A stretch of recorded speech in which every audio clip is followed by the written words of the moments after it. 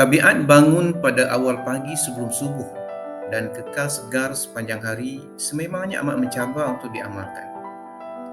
Bagaimanapun, beberapa cadangan berikut mungkin boleh membantu kita untuk melatih diri dengan amalan ini. Pertamanya, mengamalkan tabiat tidur secara teratur. Istiqamah tidur awal dan bangun awal setiap hari. Amalan masuk tidur awal pada waktu yang sama setiap malam boleh membantu pembentukan kitaran jam biologi badan kita yang teratur. Seterusnya, membantu kita untuk bangun awal dengan lebih mudah. Yang kedua, mengamalkan aktiviti minda yang ringan sebelum tidur. Aktiviti seperti membaca dan berzikir boleh membantu kita melelapkan mata dengan lebih mudah. Seterusnya, akan membolehkan kita bangun awal dalam keadaan minda yang segar.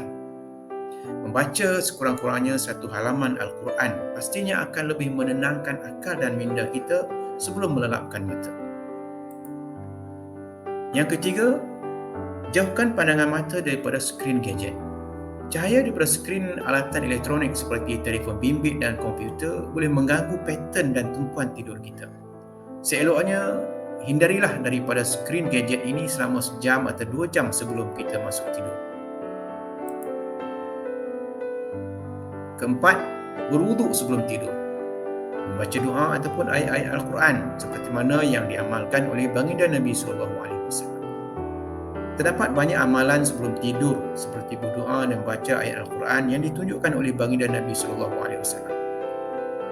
Antaranya yang disebut di dalam hadis sahih, baginda Nabi SAW membaca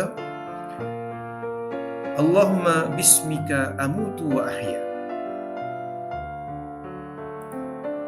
Di dalam hadis yang lain diberitakan bahawa baginda Nabi SAW membaca 2 ayat terakhir daripada surah Al-Baqarah, iaitu ayat 285 dan 286. Manakala di dalam riwayat yang lain diberitakan bahawa Nabi SAW menghembuskan kedua tapak tangannya, kemudian membaca 3 surah terakhir di dalam Al-Quran, iaitu surah Al-Ikhlas, surah Al-Falaq dan surah An-Nas. Kemudian baginda SAW menyapu kedua tapak tangannya ke tubuh, bermula dari kepala, wajah dan kemudiannya bahagian tubuhnya yang lain. Baginda SAW melakukannya sebanyak 3 kali. Manakala posisi tidur yang diamalkan adalah dengan mengiring pada sisi kanan badan ketika permulaan tidur. Yang kelima, bangun pada waktu yang dirancang dan berdoa. Sebaik sahaja terjaga pada waktu yang dirancang ataupun lebih awal, lakukan amalan berdoa dalam keadaan duduk. Bacakan doa yang diamalkan oleh baginda SAW seperti berikut. Alhamdulillahilladzi ahyana ba'dama amatana wa ilaihin nusyur. Keenam, setelah itu kemaskan tempat tidur. Amalan mengemas tempat tidur akan menimbulkan perasaan kepuasan dan seterusnya dapat memotivasikan kita melakukan aktiviti lain yang dirancang sepanjang hari dengan lebih baik. Ketujuh, membersihkan diri dan bersedia untuk melakukan ibadat sunat. Antara amalan sunnah lain adalah membasuh kedua belah tangan sebanyak 3 kali, membersihkan rongga hidung, bersiwak ataupun menggosok gigi dan seterusnya berwuduk. Selepas itu, bolehlah melaksanakan 2 rakaat solat sunat tahajud dan sunat-sunat yang lain, serta amal ibadah lain seperti tilawah Al-Quran, berzikir dan sebagainya sehinggalah masuk waktu subuh. Islam mementingkan amalan kebersihan luaran dan dalaman. Amalan membersihkan diri luaran adalah syarat untuk melakukan ibadah.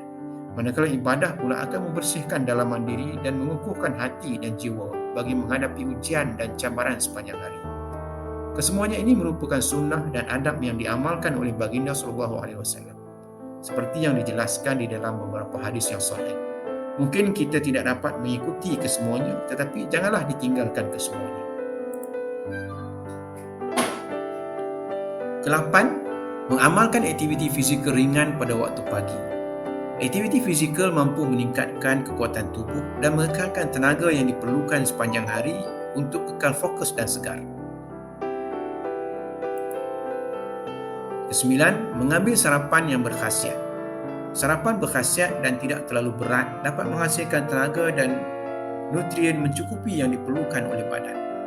Ini dapat mengelakkan keletihan dan hilangnya tumpuan kepada tugasan yang akan dilaksanakan. Kesepuluh, menyusun jadual harian dan istiqamah dalam melaksanakannya. Aktiviti berjadual walaupun tidak sistematik sepenuhnya akan membolehkan kita fokus dan lebih bermotivasi melakukannya. Ia juga membantu kita mengelakkan diri daripada melakukan perkara yang sia-sia, tidak penting dan membuang masa. Pada asasnya, setiap orang berbeza kemampuan dan keperluan. Mungkin tidak semua daripada 10 cadangan ini mampu kita lakukan atau mungkin ada antara kita yang melaksanakannya dengan cara yang lebih baik dan sistematik. Atau mungkin juga ada yang melaksanakannya dengan cara dan strategi yang berbeza. Apapun perbezaan yang wujud, sebagai seorang Islam, kita seharusnya berusaha mencontohi adab dan amalan sunnah Nabi Muhammad SAW dalam urusan ini, supaya tidur dan bangun kita menjadi ibadah. Pasti akhirnya ia menjadi satu motivasi utama untuk kita meneruskan kehidupan dalam keadaan tenang dan gembira.